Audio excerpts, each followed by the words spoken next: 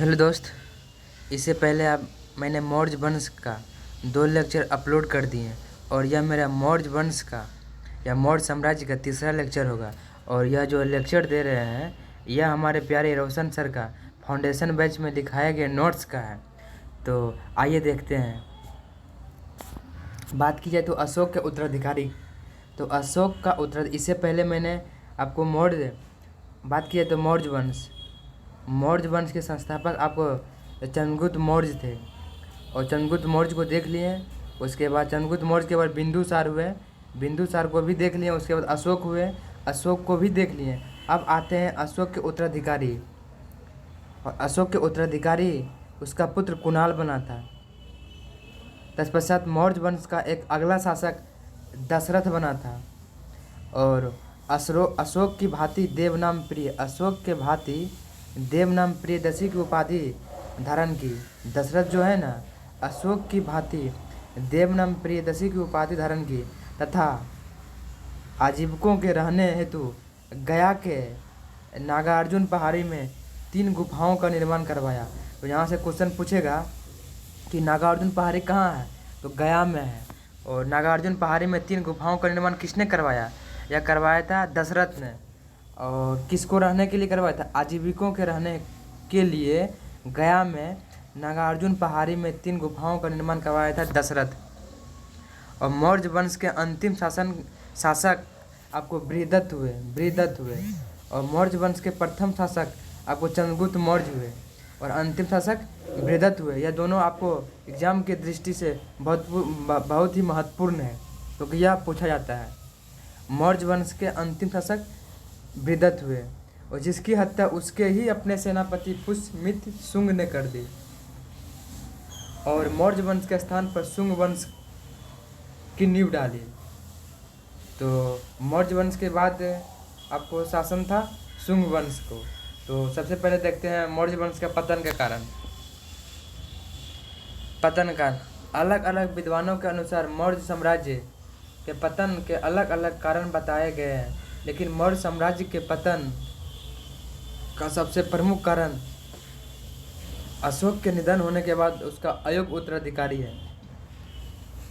मौर्य साम्राज्य का पतन होने का सबसे प्रमुख कारण है अशोक के निधन होने के बाद उसका अयोग्य उत्तराधिकारी। और कुछ विद्वान हुए, उन्होंने अलग अलग तरीक़ों से मौर्य साम्राज्य का पतन का कारण बताया। ऐसे की बात की जाए, पहला विद्वान हरप्रसाद शास्त्री के अनुसार मौर्य साम्राज्य का पतन अशोक के ब्राह्मण विरोधी नीति को बताया गया है। मौर्य साम्राज्य का पतन ब्राह्मण विरोधी नीति को बताया है हरप्रसाद शास्त्री के द्वारा। और अगला विद्वान हुए हेमचंद्र राय चौधरी के अनुसार मौर्य साम्राज्य के पतन का कारण अशोक के द्वारा अपनाई गई शांति प्रिय और अहिंसक नीति है। मौर्य साम्राज्य का पतन का जो कारण है वह हेमचंद्र ने बताया है कि अशोक के शांति प्रिय और अहिंसक नीति। और अगला विद्वान डी कौशाम्बी है। डी कौशाम्बी के अनुसार आर्थिक संकट उत्पन्न होने के कारण मौर्य साम्राज्य का पतन हुआ है। तो मौर्य साम्राज्य का पतन आर्थिक संकट उत्पन्न होने के कारण हुआ है। किसने बताया था? डी कौशाम्बी ने। एक अगला विद्वान है डी एन झा के अनुसार मौर्य साम्राज्य के पतन का कारण अशोक के बाद अयोग्य उत्तराधिकारी को बताया गया है। मौर्य साम्राज्य का पतन अशोक के बाद उत्पन्न अयोग्य उत्तराधिकारी को बताया। यह किसने कहा है? यह कहा है डी एन झा ने। और मौर्य साम्राज्य का पतन का सबसे महत्वपूर्ण कारण भी यही है, अशोक के निधन के बाद अयोग्य उत्तराधिकारी। और यह किसने बताया? डी एन झा ने बताया था। अब आइए देखते हैं मौर्यकालीन प्रशासनिक व्यवस्था।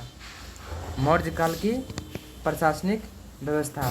तो मौर्य काल में राजतंत्रात्मक एवं वंशानुगत शासन प्रणाली था। और राजा को उसके कार्यों में सलाह एवं सहयोग देने हेतु मंत्री परिषद होता था। मौर्यकालीन प्रशासन में राजा को उसके कार्यों में सलाह एवं सहयोग देने के लिए मंत्री परिषद होता था। और प्रशासन के शीर्ष पर राजा होते थे। और प्रशासन के शीर्ष पर कौन होते थे? राजा होते थे प्रशासन के शीर्ष पर। और कौटिल्य ने अपने अर्थशास्त्र में 18 तीर्थ और 26 अध्यक्ष का विवरण प्रस्तुत किया है। बड़े अधिकारी को तीर्थ कहा गया है जो निम्न है नीचे। कौटिल्य ने अपने अर्थशास्त्र में, अर्थशास्त्र को किसने लिखा? कौटिल्य ने। और कौटिल्य ने अपने अर्थशास्त्र में 18 तीर्थ तथा 26 को अध्यक्ष का विवरण प्रस्तुत किया है। बड़े अधिकारी को तीर्थ कहा गया है जो निम्न है नीचे। बात की है तो तीर्थ और उससे संबंधित विभाग है। बात की है तो पुरोहित, दान, धर्म एवं दान विभाग के प्रधान, धर्म एवं दान विभाग के प्रधान पुरोहित कहलाए। धर्म एवं दान विभाग के प्रधान पुरोहित कहलाए। सेनापति, सैन्य विभाग के प्रधान सेनापति कहलाए। सैन्य विभाग के प्रधान सेनापति कहलाए। राजा का उत्तराधिकारी युवराज कहलाया। राजा का उत्तराधिकारी युवराज कहलाया। समाहर्ता, राजस्व विभाग का प्रधान समाहर्ता कहलाया। राजस्व विभाग का प्रधान समाहर्ता कहलाया। राजकीय कोषाध्यक्ष सन्निधाता, सन्निधाता, राजकीय कोषाध्यक्ष सन्निधाता कहलाया। राजकीय कोषाध्यक्ष के अध्यक्ष सन्निधाता कहलाया। प्रदेष्टा, फौजदारी न्यायालय के न्यायाधीश, फौजदारी न्यायालय के न्यायाधीश प्रदेष्टा कहलाया। और दीवानी न्यायालय के मुख्य न्यायाधीश व्यवहारिक कहलाया। दीवानी न्यायालय के मुख्य न्यायाधीश आपको व्यवहारिक कहलाया। अब उद्योग और कारखाना के प्रधान कर्मांतिक कहलाया। उद्योग और कारखाना के प्रधान कर्मांतिक कहलाया। आठवीं, वन विभाग का प्रधान आठवीं कहलाया। वन विभाग का प्रधान आठवीं कहलाया। वन विभाग का प्रधान आठवीं कहलाया। और सड़क निर्माण अधिकारी एग्रोनोमाई कहलाया। सड़क निर्माण अधिकारी, सड़क निर्माण अधिकारी एग्रोनोमाई कहलाया। राजकीय दुर्गों का रक्षक दुर्गपाल कहलाया। राजकीय दुर्गों का रक्षक दुर्गपाल कहलाया। राजकीय द्वार का रक्षक दैवारिक कहलाया। दैवारिक, दैवारिक। एक बार फिर देख लेते हैं क्योंकि यहाँ से क्वेश्चन पूछ देता है।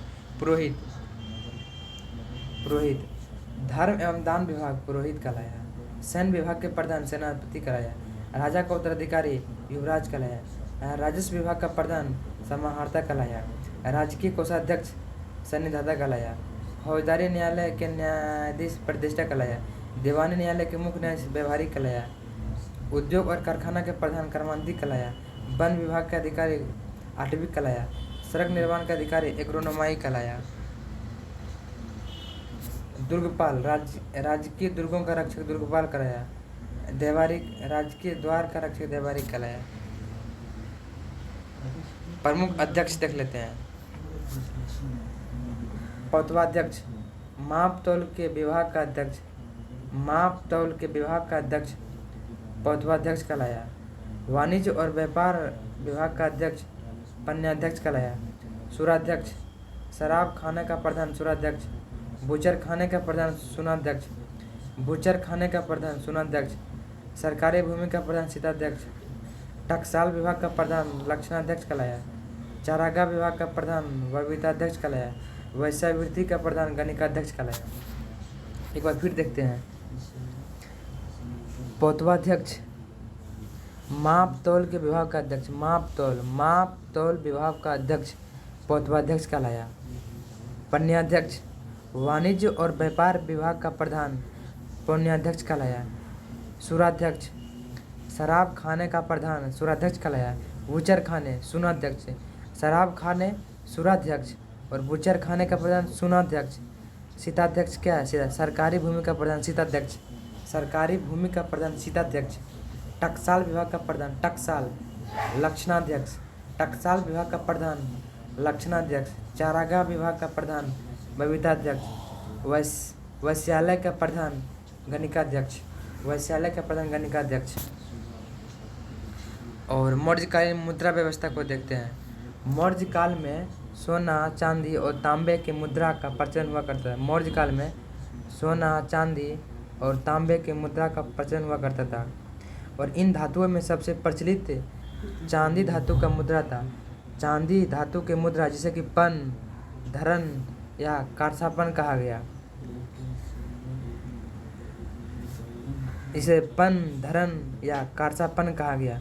वही सोना के मुद्रा को सुवर्ण कहा गया और तांबा के मुद्रा को काकिनी या मासक कहा गया। तांबा की मुद्रा को काकिनी या मासक, चांदी की मुद्रा को पन, धरन या कारसापन। पन, धरन या कारसापन। चांदी की मुद्रा को पन, धरन या कारसापन और सोना की मुद्रा को सुवर्ण और तांबा की मुद्रा काकिनी या मासक, काकिनी या मासक कहा गया। और मुद्राओं के निरीक्षण करने वाले पदाधिकारी को रूपदर्शक कहलाता है। मुद्राओं के निरीक्षण करने वाले पदाधिकारी रूपदर्शक कहलाता है, रूपदर्शक। और आप देखते हैं न्याय व्यवस्था। मौर्य काल में सबसे बड़ा न्यायाधीश राजा होता था। मौर्य काल में सबसे बड़ा न्यायाधीश राजा होता था। सभी प्रकार के निर्णय अंतिम रूप से राजा के द्वारा ही लिए जाते थे। मौर्य काल में 2 प्रकार के न्यायालयों का प्रचलन देखने को मिलता है, धर्मस्थीय और कंटक शोधक। धर्मस्थीय और कंटक शोधन। धर्मस्थीय, इस न्यायालय में दीवानी मामले और स्त्री धन से संबंधित जैसे विवाह, तलाक इत्यादि आते हैं। धर्मस्थीय में विवाह, तलाक धर्मस्थीय में। कंटक शोधन में फौजदारी मामले आते हैं। दीवानी मामले आपको धर्मस्थीय में, दीवानी मामले धर्मस्थीय में, जबकि फौजदारी मामले कंटक शोधन में। और आइए देखते हैं गुप्तचर व्यवस्था। पहली बार मौर्य काल में ही गुप्तचर व्यवस्था की नींव पड़ी है। तो क्वेश्चन पूछेगा कि गुप्तचर व्यवस्था की नींव पड़ी है मौर्य काल में। गुप्तचर व्यवस्था की पहली बार नींव पड़ी है मौर्य काल में। और कौटिल्य के अर्थशास्त्र में गुप्तचरों के लिए गुड पुरुष शब्द आया है। कौटिल्य ने अपने अर्थशास्त्र में गुप्तचरों के लिए गुड पुरुष शब्द आया है। गुप्तचर से संबंधित विभाग को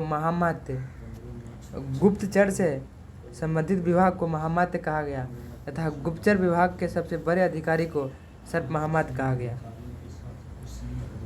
गुप्तचर विभाग के सबसे बड़े अधिकारी को सर्प महामात्य कहा गया। और गुप्तचर से संबंधित विभाग महामात्य। गुप्तचर से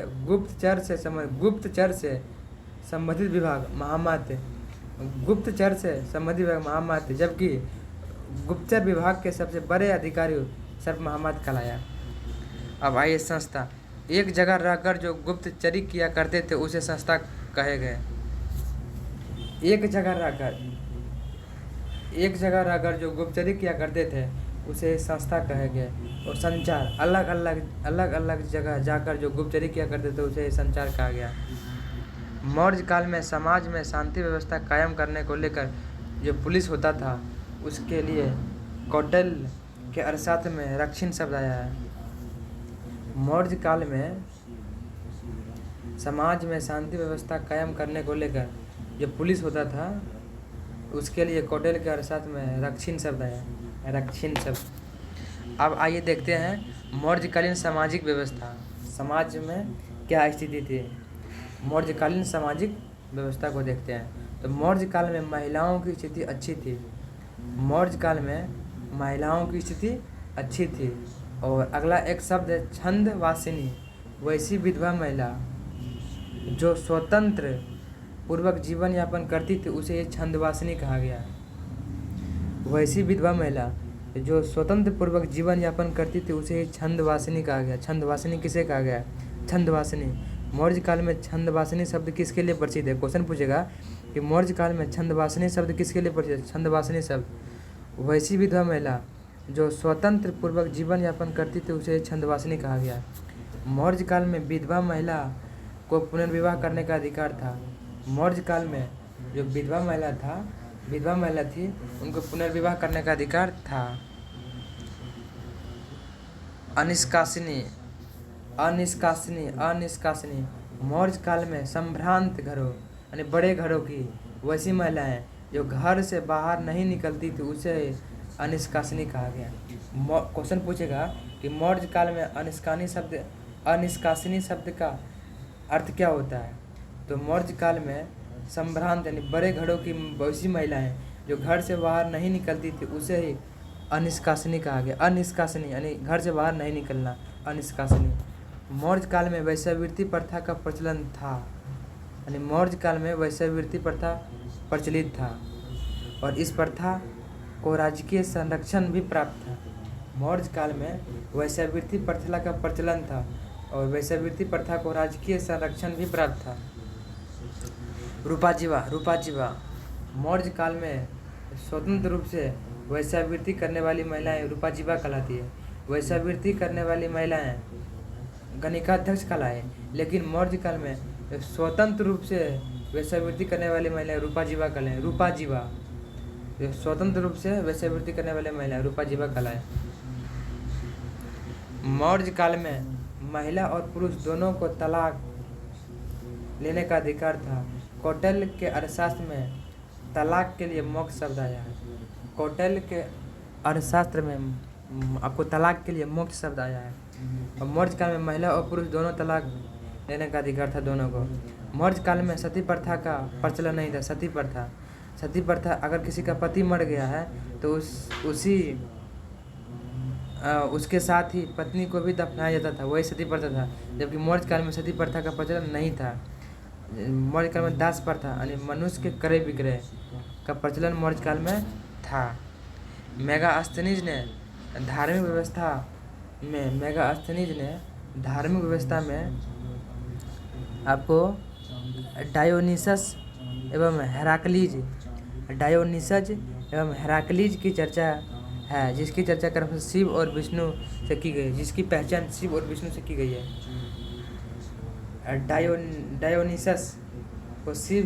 डायोनिसस की पहचान शिव से किया गया। डायोनिसस की पहचान शिव से किया गया, जबकि हेराक्लीज की पहचान विष्णु से किया गया। अब आइए मौर्यकालीन अर्थव्यवस्था को देखते हैं। मौर्य काल की अर्थव्यवस्था तीन स्तंभ थे जिन्हें सम्मिलित रूप से वार्ता या वृत्ति का साधन कहा गया। कृषि, पशुपालन और उसके बाद उद्योग। कृषि, पशुपालन, उद्योग। कृषि राजस्व का सबसे बड़ा स्रोत कृषि था। मौर्य काल में राजस्व का सबसे बड़ा स्रोत कृषि हुआ करता था। कृषि भूमि पर राज्य और कृषक दोनों का अधिकार था। कृषि भूमि पर राज्य और कृषक दोनों का अधिकार था। प्रमुख कृषि भूमि निम्न है, जैसे कृष्ट भूमि, जोती हुई भूमि, कृष्ट भूमि,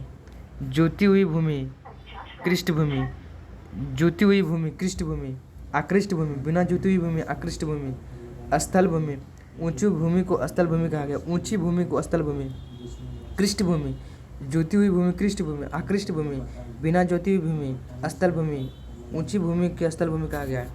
तो अगला है आद्यमात्रिक भूमि। वैसी भूमि जहाँ बिना वर्षा की भी अच्छी खेती होती थी, वहाँ उसको आद्यमात्रिक भूमि कहा गया है। राजकीय भूमि की व्यवस्था करने वाला प्रधान का अधिकारी सीधाध्यक्ष कहलाया। राजकीय भूमि की व्यवस्था करने वाला प्रधान सीधाध्यक्ष कहलाता था। राज्य में आय का प्रमुख स्रोत भूमिकर था। यह मुख्यतः उपज का 1/6 भाग लिया जाता था और भूमि दो प्रकार का होता है, सेतु कर और वन कर। राज्य में आय का प्रमुख स्रोत भूमिकर था और यह मुख्यतः उपज का 1/6 भाग होता था। भूमि दो प्रकार का होता था, सेतु कर और वन कर। और मौर्यकालीन उद्योग व्यवस्था को देखते हैं। मौर्य काल में सूत काटना और बुनना अर्थात वस्त्र उद्योग का सबसे प्रमुख उद्योग माना जाता था। सूत्र काटना और बुनना। मौर्य काल में सूत काटना और बुनना अर्थात वस्त्र उद्योग सबसे प्रमुख उद्योग माना जाता था। मौर्य काल में सबसे प्रमुख उद्योग वस्त्र उद्योग था। वस्त्र उद्योग में सूत काटना और सूत बुनना था। इस समय उद्योग धंधा के संस्थानों को श्रेणी कहा गया। और श्रेणी न्यायालय के प्रधान को महाश्रेणी कहा गया। प्रमुख व्यापारिक संगठन श्रेणी, शिल्पियों का संगठन श्रेणी कहलाया। निगम, व्यापारियों का संगठन निगम कहलाया। सार्थवा, व्यापारियों के कारवा ने काफिला को सार्थवा कहा। व्यापारियों के काफिला को सार्थवा कहा गया। श्रेणी, शिल्पियों का संगठन श्रेणी, शिल्पियों का संगठन श्रेणी, व्यापारियों का संगठन निगम, सार्थवा व्यापारियों के काफिला को सार्थवा कहा गया। अब देखते हैं कि परिशिष्ट यानी पूछे हुए प्रश्न, हर एग्जाम में पूछे हुए प्रश्न या पूछे जाने वाले प्रश्न परिशिष्ट। साम्राज्य में मुख्यमंत्री एवं पुरोहित की नियुक्ति के पूर्व साम्राज्य में मुख्यमंत्री एवं पुरोहित की नियुक्ति के पूर्व इनके चरित्र को काफ़ी जांचा परखा जाता था, जिसे उपधा परीक्षण कहा जाता था। प्रशासकों में सबसे छोटा गोप था, जो 10 ग्रामों का शासन संभालता था। प्रशासकों में सबसे छोटा गोप था। प्रशासकों में सबसे छोटा कौन था? सबसे छोटा गोप था, और जो 10 ग्रामों का शासन संभालता था। अशोक के समय जनपदीय न्यायालय के न्यायाधीश को रज्जुक या राजुक कहा गया। अशोक के समय जनपदीय न्यायालय के न्यायाधीश को राजुक या रज्जुक कहा गया। पाटलिपुत्रा के प्रशासन का वर्णन इंडिका में है। अशोक के साम्राज्य में श्रीलंका और असम जैसे राज्य शामिल नहीं थे। अशोक के साम्राज्य में श्रीलंका और असम जैसे राज्य शामिल नहीं थे। अशोक के राजधानी से उसका कोई अभिलेख नहीं मिला है। सहिष्णुता, उदारता और करुणा के त्रिविमीय आधार पर राजवंश का स्थापना अशोक ने किया था। सहिष्णुता, उदारता और करुणा के त्रिविमीय आधार पर राजवंश का स्थापना अशोक ने किया था। अशोक प्रायः जनता के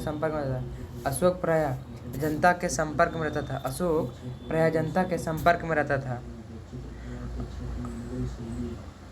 अर्थशास्त्र में क्षुद्रों के लिए आर्य शब्द आया। अर्थशास्त्र में कौटिल्य के अर्थशास्त्र में क्षुद्रों के लिए आर्य शब्द आया। अशोक के समकालीन तुर्मय मिस्र का राजा था। अशोक के समकालीन तुर्मय आपको मिस्र का राजा था। मौर्य का राजकीय वर्ष आषाढ़ यानी जुलाई से आरंभ होता था। मौर्यों का राजकीय वर्ष आषाढ़ यानी जुलाई से शुरू होता था। अशोक का अभिलेख भारतीय उपमहाद्वीप के बाहर अफगानिस्तान में भी पाया गया। अशोक के अभिलेख भारतीय उपमहाद्वीप के बाहर अफगानिस्तान में भी पाया गया। अशोक की गृह नीति और विदेश नीति बौद्धों के आदेशों से प्रेरित थे।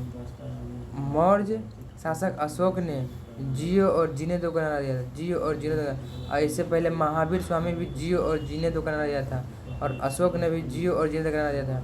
अशोक ने बौद्ध होते हुए भी हिंदू धर्म में आस्था नहीं छोड़ी। इसका प्रमाण उसकी देवनाम प्रियदर्शी की उपाधि। इसका देवता का प्रिय। देवनाम प्रियदर्शी का अर्थ होता है देवता का प्रिय।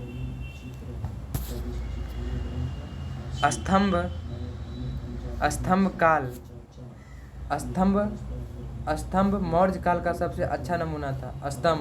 मौर्य काल का सबसे अच्छा नमूना स्तंभ था। मिस्र के शासक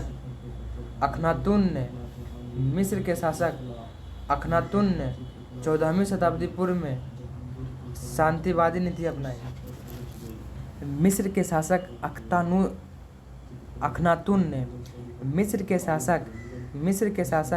अखनातुन ने 14वीं शताब्दी ईस्वी में शांतिवादी नीति अपनाई। मौर्यकालीन अधिकारी रज्जुक की तुलना आज के जिला अधिकारी से की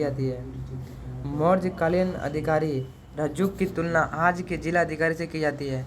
जिसे राजस्व वसूलने और न्याय करने का दोनों अधिकार प्राप्त था। अब एक क्वेश्चन है कि चंद्रगुप्त के शत्रुओं के विरुद्ध चाणक्य ने जो चालें चली है उसकी विस्तृत कथा किसमें मिलती है? मुद्रा राक्षस में मिलती है।